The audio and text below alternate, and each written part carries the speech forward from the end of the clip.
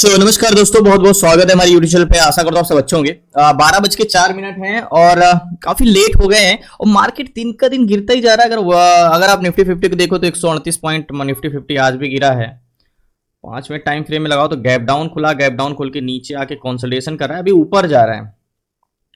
And support अगर resistance की बात करो तो अगर सबसे पहले अगर वन डे टाइम फ्रेम में लगाओगे तो देखो काफी ये वाला एक रेजिस्टेंस था, मार्केट सपोर्ट था, लेकिन इसको ब्रेक कर दिया मार्केट और नीचे चला गया है।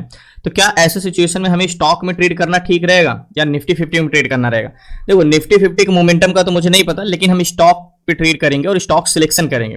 तो स्टॉक सिलेक्शन करना है वन डे टाइम फ्रेम के लिए। मैं तो कहता हूं कि लाखों वीडियो इस टॉपिक पे बनी हुई है कि इंट्राडे के लिए स्टॉक सिलेक्शन कैसे करें। मैं 101% कहता हूं कि कोई बोलता है वॉल्यूम देखो, कोई बोलता है कल का जो ब्रेकआउट दे दे हाई उसको तोड़ दे, उसको जाके ट्रेड ले लो। देखो मेन चाहे इंडेक्स हो या तो निफ्टी बैंक हो या तो इंडेक्स हो या तो स्टॉक हो, मार्केट डिपेंड होता है अभी प्रेजेंट टाइम के डाटा पे। यानी अभी क्या है, कल क्या हुआ, सुबह क्या हुआ, 2 घंटे पहले क्या था मार्केट में, ये कभी डिपेंड नहीं होता। और हम जब प्राइस एक्शन देखते हैं तो वो तो हम 2 दिन पहले का देखते हैं। मींस अब हमें एक सपोर्ट देख लिया, मार्केट यहां से ऊपर गया था, अब जब दोबारा यहां पे आया तो हमें लगा यार मार्केट यहां से तो ऊपर गया है और यहां से फिर से ऊपर जाएगा क्योंकि यहां से गया था। तो यही चीज है, यहां से ऊपर गया थोड़ा, अब फिर यहां पे आया, तो हम यही दिमाग लगा सकते हैं कि यहां से ऊपर गया है first time and second time, तो थर्ड टाइम भी यहां से ऊपर जाएगा। लेकिन क्यों टूट गया? क्योंकि यहां का पे टाइम कुछ और था, मार्केट का डाटा यहां के टाइम पे कुछ और था मार्केट, और यहां के टाइम पे कुछ और था, तो यहां से ब्रेक कर गया नीचे। तो यही चीज है कि जरूरी नहीं कि फर्स्ट टाइम से मार्केट ऊपर जाए तो सेकंड टाइम पे वही हो, थर्ड टाइम पे हो। जब अगर मार्केट सपोर्ट पे है तो हमें यही देखना है कि जब वो सपोर्ट पे है तो प्रेजेंट टाइम पे यहां पे इंटरेस्टेड कौन है, बायर इंटरेस्टेड है, सेलर इंटरेस्टेड है, कौन इंटरेस्टेड है। देखो मैं आपको एक बार नहीं कई बार चीज में बताया हूं कि मार्केट को समझने के लिए हमें सेलर को ध्यान में देखना है और बायर को ध्यान में देखना है। ये 2 लोग मार्केट के सेंटिमेंट को समझते हैं। सेलर मींस ओआई यानी ओपन इंटरेस्ट एक, एंड ये दूसरा बायर यानी वॉल्यूम। अब मैंने आपको ये भी बताया कि सेलर देखो 2 टाइप के होते हैं। कौन कौन से? पहले होते हैं हमारे कॉल सेलर एंड दूसरे होते हैं हमारे पुट सेलर, और इसी को बोलते हैं हम पीसीआर। जब आप पीसीआर का वर्ड यूज करते हो तो समझ जाइएगा आप कॉल सेलर और पुट सेलर की बात करें। और कॉल सेलर का काम होता है मार्केट को ऊपर जाने से रोकना और पुट सेलर का काम होता है मार्केट को नीचे जाने से रोकना। यानी कॉल सेलर रेजिस्टेंस क्रिएट करते हैं एंड पुट सेलर मार्केट में सपोर्ट क्रिएट करते हैं। P mean support and C mean resistance. अब यहीं पे अगर हम बात करें बायर की तो बायर भी 2 टाइप के होते हैं। पहले होते हैं हमारे कॉल बायर एंड दूसरे होते हैं हमारे पुट बायर। अब कॉल बायर जो होते हैं वो इसी को हम बोलते हैं क्या, C यानी कॉल, P यानी buyer, put seller buyer and R यानी रेशियो CPR। अब कॉल बायर क्या करते हैं, मार्केट को ऊपर की ओर चलाते हैं, पुट बायर मार्केट को नीचे की चलाते हैं। और मार्केट में होता क्या है, मार्केट में तो यही होता है ना कि सपोर्ट एंड रेजिस्टेंस, और मार्केट नीचे गया ऊपर गया, यही है। तो कॉल पुट यही है CPR PCR। अब हम बात करते हैं मार्केट में इंटेंशन कैसे समझें, तो लास्ट तक बने रहिए। अब हमें मार्केट को समझना है, देखना है। अब देखिए सबसे पहली बात मैं आपको पुरानी वीडियो में बहुत डीप में जाके बताता हूं, आज बहुत शॉर्ट तरीके से मैं बताऊंगा कि कैसे क्या करना है। बाकी अगर आपको बहुत डिटेल्स में जाना है तो पुरानी वीडियोस को देख लेना, उसमें मैंने बहुत डिटेल्स में बताई सारी चीजें। तो ऑप्शन चेन में देखो, अब ओआई क्या है आपको पता है, यानी कॉल क्या है आपको पता है, पुट क्या है आपको पता है। अब कॉल्स ओआई क्या है, कॉल्स ओआई वही होते हैं जो कॉल सेलर होते हैं। कॉल सेलर क्या करते हैं, मार्केट को ऊपर लेके जाने से रोकते हैं। यानी ये जितने नंबर्स हैं ये बताते हैं कि 47,70,826 कॉल सेलर हैं जो मार्केट को ऊपर जाने से रोकते हैं। ओके तो यहां पे हमने यही देखा कि देखो कॉल्स ओआई मार्केट को ऊपर जाने से रोकते हैं, यानी 47 लाख रेजिस्टेंस क्रिएट करते हैं। और पुट्स ओआई यानी ये पुट्स ओआई यानी ओपन इंटरेस्ट यानी पुट्स सेलर, तो 28,11,000 पुट सेलर यानी सपोर्ट क्रिएट करते हैं। तो हमने तो ये देखा यार 47 लाख कॉल सेलर। अब ये क्या है, वॉल्यूम, कॉल्स वॉल्यूम यानी CPR।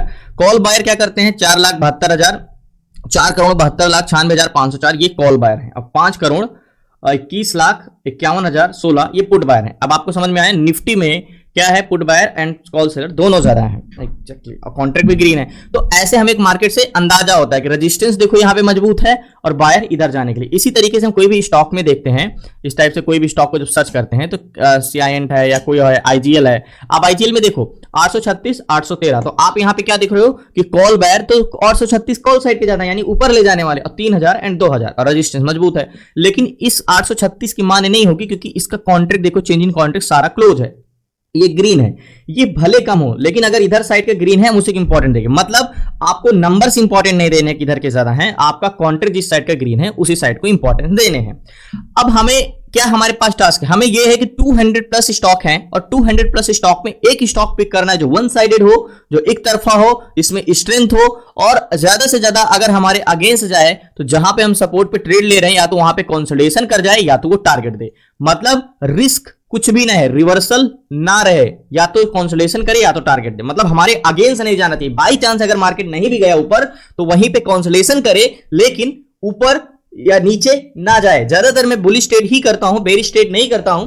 इसका रीजन मुझे ज्यादा प्रैक्टिस है बुलिश ट्रेड पकड़ने का, बेरिश ट्रेड कम, तो मैं बेरिश मार्केट में भी बुलिश ट्रेड करता हूं। तो लास्ट तक बने रहिए। जैसे कि मैंने आपको ऑप्शन सेट्स दिए, अब देखो अब हमें क्या समझना है, मींस हमारे 200 प्लस स्टॉक हैं और 200 प्लस स्टॉक में एक स्टॉक में कहता हूं कि वो पकड़ के लाओ जिसमें सबसे अच्छा डाटा हो, जिसमें सबसे अच्छी स्ट्रेंथ हो, जिसमें सबसे अच्छा मोमेंटम हो। तो आप क्या करोगे, आप क्या जब तक 200 प्लस स्टॉक का जानोगे नहीं तब तक आप कैसे पिक कर सकते हो। मतलब अगर आपके सामने 10 व्यक्ति है, मैं कहता हूं कि ऐसा करो, आप इनमें से फिल्टर करके एक पर्सन को ऐसे निकाल के लाओ जो सबसे ज्यादा यूनिक हो और स्किल्ड हो।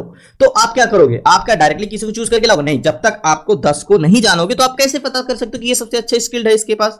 तो इसी तरीके से ये 200 प्लस स्टॉक हैं और मैं कह रहा हूं एक स्टॉक पिक करना है। तो आप जब तक 200 प्लस स्टॉक का डाटा नहीं जानोगे तो आप कैसे बता सकते हो कि ये स्टॉक का डाटा सबसे अच्छा है।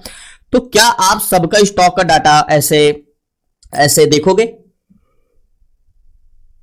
नहीं।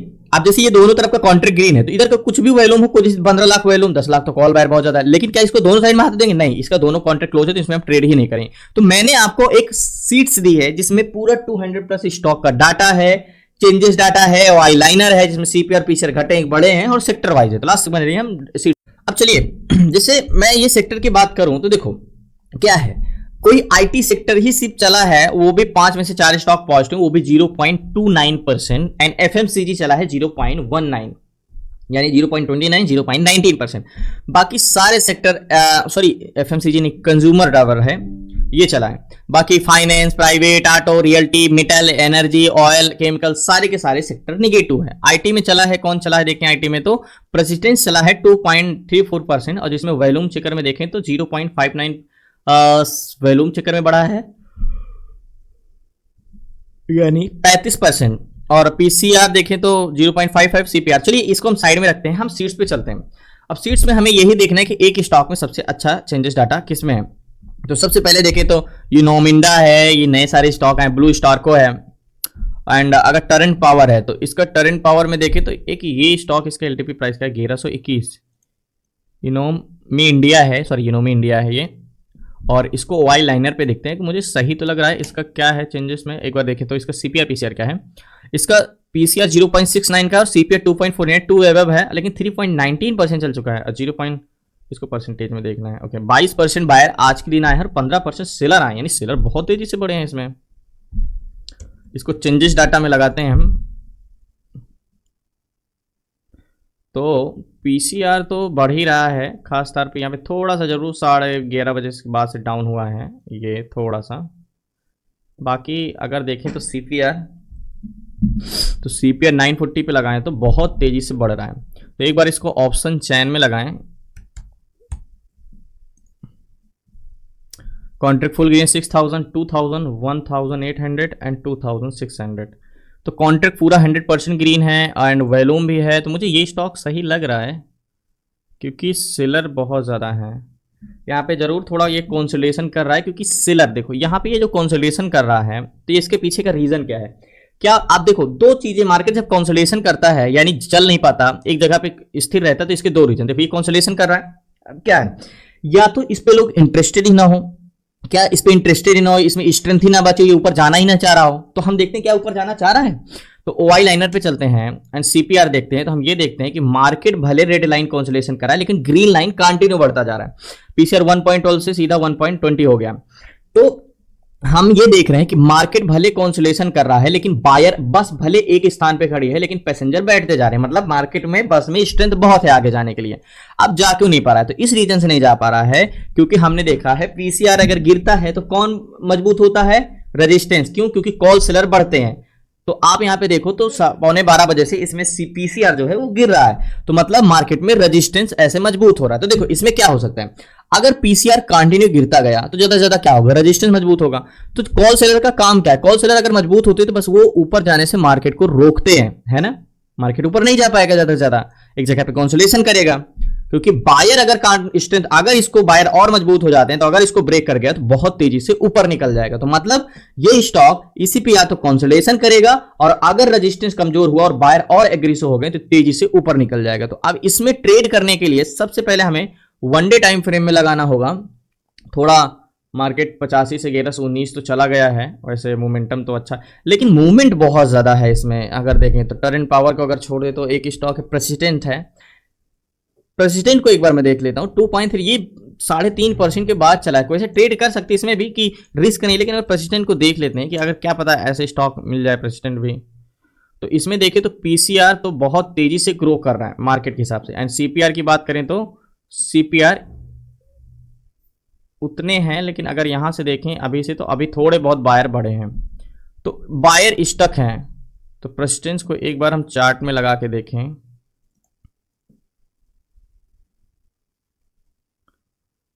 तो बायर इंटरेस्टेड तो नहीं है लेकिन सेलर इंटरेस्टेड है। तो एक तरीके से हो सकता है कि बायर तो वैसे बढ़ रहे हैं इसमें, तो ज्यादा से ज्यादा क्या होगा, अगर बायर ऐड नहीं हुए तो सेलर तो इतने मजबूत हो रहे हैं, यानी पीसीआर बढ़ता जा रहा है तो सपोर्ट तो मजबूत, तो मार्केट को नीचे नहीं जाने देंगे। तो इसमें भी सेम ही है, अगर इसमें ट्रेड करना होगा तो इसमें चांसेस है, क्यों, क्योंकि अभी ये ज्यादा चला नहीं है और ये यूनो इंडिया चला है काफी, तो इसमें कंसोलिडेशन के चांसेस ज्यादा लग रहे हैं।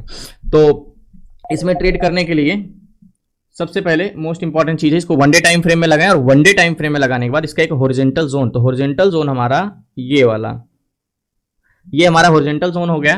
अब आ जाते हैं 5 मिनट टाइम फ्रेम में। तो 5 मिनट टाइम फ्रेम पे आने के बाद नेक लाइन जो होगा वो नेक लाइन हमारा ये होगा, ये हमारा नेक लाइन। ओके, अब नेक लाइन के बाहर कैंडल्स तो अभी क्लोज दिया नहीं है, लेकिन हॉरिजॉन्टल जोन। अब हम आ जाते हैं गैन कैलकुलेटर में। तो गैन कैलकुलेटर में प्राइस डालेंगे हम हॉरिजॉन्टल जोन का। तो हॉरिजॉन्टल जोन का जो प्राइस रहेगा वो रहेगा 5136। तो 5136 5136 5136 कैलकुलेट करेंगे तो गैन का कहना है कि 5148 पे जाएगा तो आप बाई करना। क्या 48 तक गया है, अरे 54 तक गया है, तो 48 तक जाएगा तो बाई करना। और टारगेट क्या दिया है, टारगेट है 63 का, मतलब गैन कैलकुलेटर के हिसाब से इसमें बाइंग हो चुकी है और 54 तक गया है और टारगेट 63 का है, तो मतलब हम इस पर ट्रेड ले सकते हैं। और प्रेसिडेंट में मैं ट्रेड लेता हूँ लास्ट तक बने। सो फाइनली प्रेसिडेंट में मैंने 60 क्वांटिटी बाई किया है और 61,728 रुपए का फंड लगा है। अब 60 क्वांटिटी सुने होगे बहुत छोटा लग रहा है, लेकिन बड़ा स्टॉक है, तो 60 क्वांटिटी काफ़ी है। और 61,000 का फंड लगा है, आज 61,000 से थोड़ा सा ज़्यादा लगाया मैंने। अब बात कर लेते हैं इस पर टारगेट की। तो 60 क्वांटिटी बाई किया है, तो सबसे पहले इसको वनडे टाइम फ्रेम में लगाएंगे। देखो टारगेट दो तरीके से लिया जाता है, जैसे मैंने आपको क्लास में पढ़ाया, गैन प्लस प्राइस एक्शन। तो price action one day time frame से अगर देखें तो नियरेस्ट टारगेट इसमें 73 का मिल रहा है मुझे, ये टारगेट 73 का, इसका ये टारगेट नियरेस्ट टारगेट है प्राइस एक्शन के हिसाब से, परफेक्ट टारगेट है 73 का ये। और गैन का कहना है कि 63 प्लस 81 तक जाएगा तब आप ट्रेड कर एग्जिट करना।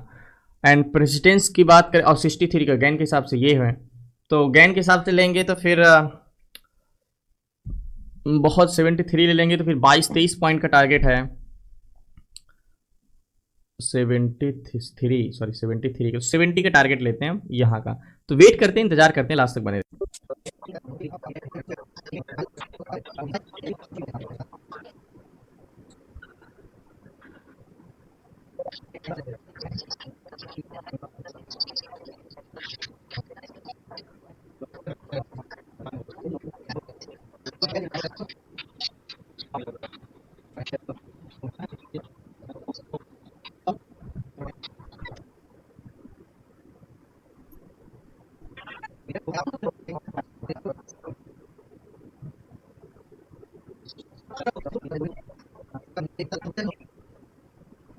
सो फाइनली अगर बात करें कि अभी भी कंसोलिडेशन कर रहा है, वाई लाइनर पे जाके देखें तो क्या सीपीआर अभी भी बढ़ रहा है, बायर अभी भी है, तो सीपीआर स्टक है। एंड सेलर देखोगे तो सेलर बहुत तेजी से स्ट्रांग है, अभी भी अगर आप देखोगे तो सेलर बढ़ ही रहे हैं। तो मतलब प्रेसिडेंस में देखिए तो सपोर्ट तो बहुत स्ट्रांग, एक बार ना भी ऊपर गया, अभी ये 57 तक गया भी था उसके बाद। और नेक लाइन के बाहर देखे तो पूरी की पूरी कैंडल्स क्लोज भी दे दिया है, गैन के हिसाब से बाइंग हो चुकी। तो हम सिक्योर हैं इस प्रकार से देखें। थोड़ा बहुत भले नीचे है लेकिन मार्केट ऊपर जाना ही है, नहीं ज़्यादा नहीं जाएगा तो कंसोलिडेशन।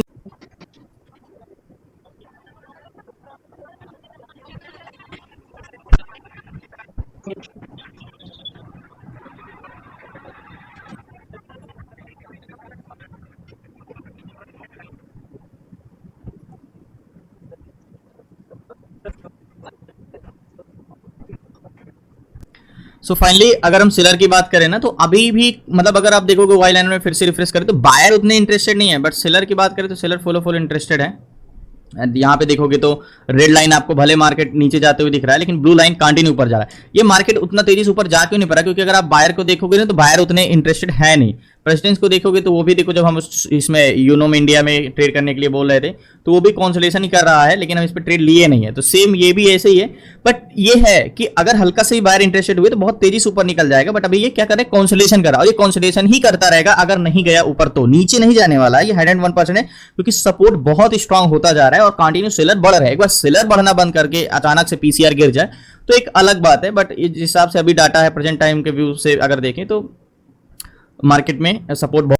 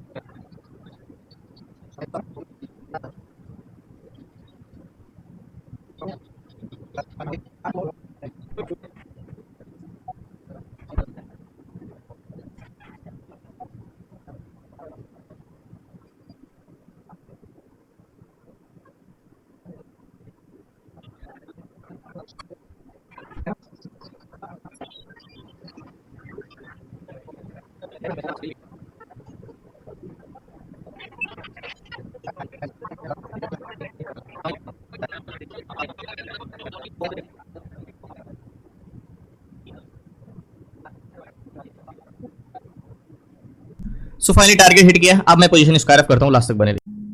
सो फाइनली जो मैंने ट्रेड लिया पोजीशन मैंने स्क्वायर ऑफ कर दिया लेकिन नीचे ही बिका। टारगेट भले दिया ये 70 का, लेकिन जब हमने सेल किया तो ये करीब 65 पे बिका।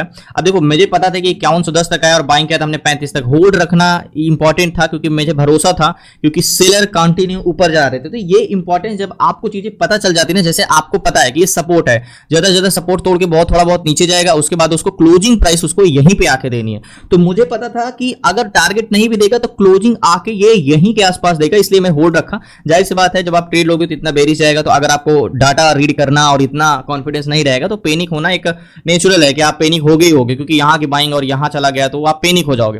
बट मुझे भरोसा था कि ये जल्दी ही टारगेट देगा, और जिस हिसाब से मैंने आपको बताया कि भाई वाई लाइनर कंटिन्यू बढ़ रहे थे और बायर कंटिन्यू इंटरेस्टेड नहीं हो रहे थे उस टाइम पे, तो थोड़ा बहुत मार्केट नीचे गया देखो, लेकिन पीसीआर कहीं से भी रुका नहीं, कंटिन्यू बढ़ता ही जा रहा था। और जैसे कि मैंने पोजीशन में स्क्वायर ऑफ कर ऊपर आ गए। बाकी धन्यवाद, शुक्रिया लास्ट तक बने रहने के लिए। प्लीज आपसे रिक्वेस्ट है चैनल को सब्सक्राइब कर लीजिएगा। आपको सीखना है टू जेड सारी चीजें स्टॉक मार्केट से रिलेटेड, जिसमें हम stock intraday, stock option chain, option selling, option buying, stock fundamental, IPO, A to Z सारी चीजें 6 मंथ की क्लासेस में विद सर्टिफिकेट। तो आप जुड़ सकते हैं, डिस्क्रिप्शन में नंबर है, आपसे व्हाट्सअप करके। धन्यवाद आपका, शुक्रिया।